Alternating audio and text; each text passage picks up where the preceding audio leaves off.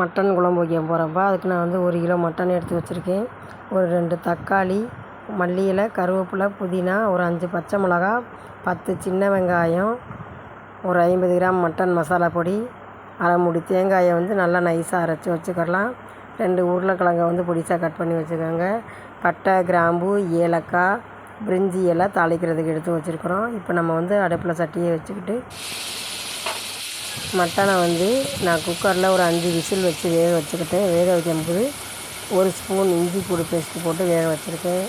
இப்போ நம்ம வந்து அடுப்பில் சட்டியை வச்சுட்டு 2 ஸ்பூன் எண்ணெய் ஊற்றிட்டு பட்டை, கிராம்பு, ஏலக்காய் எல்லாம் போட்டு தாளிச்சிக்கலாம். அது கூட கொஞ்சம் சோம்பு போட்டுக்கோங்க. நல்லா பொரியட்டும். நல்லா பொரிஞ்ச பிறகு 10 சின்ன வெங்காயம் வெட்டி வச்சுருக்கோம். வெங்காயத்தையும் அதோட போட்டுடலாம். மல்லி இலை, கருவேப்பிலை, புதினா கொஞ்சம் எடுத்து வச்சுருக்கேன். அதையும் வந்து அதோட சேர்த்து நல்லா வதக்கி விட்டுருங்க.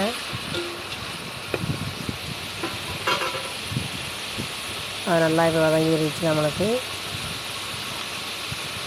அதோடு வந்து நம்ம 2 தக்காளி பொடிசாக கட் பண்ணி வச்சுருக்கோம். தக்காளியும் பச்சை மிளகாய் எல்லாத்தையும் அதோட சேர்த்து நல்லா வதக்கி விட்டுறலாம்.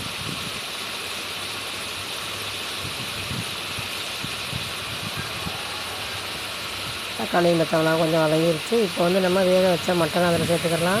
5 விசில் வச்சுருக்கு. அது வேக வைக்கும்போதே கொஞ்சம் இஞ்சி பூண்டு பேஸ்ட்டு போட்டாச்சு. நல்லா சூப்பராக வந்துருச்சு. இப்போ வந்து மட்டனை வந்து நம்ம அதோட சேர்த்துடலாம். தாளிச்சதோட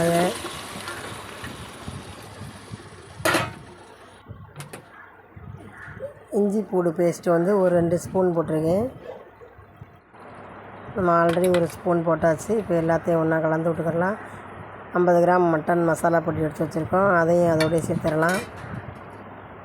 எல்லாம் நல்லா ஒன்றா வதங்குற மாதிரி சேர்த்து விட்டுறலாம்.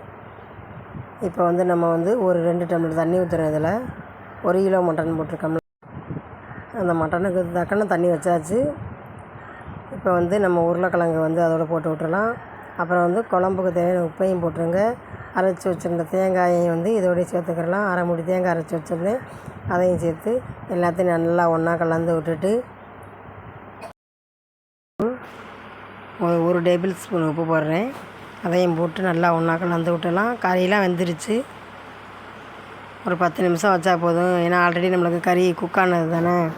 அதனால் அந்த உருளைக்கிழங்கு மட்டும் கொஞ்சம் ஒரு 10 நிமிஷம் 5 நிமிஷத்தில் வெந்துடும். இப்போ சூப்பரான சுவையான மட்டன் குழம்பு ரெடி ஆயிடுச்சு. நீங்களும் வச்சு பாருங்கள்.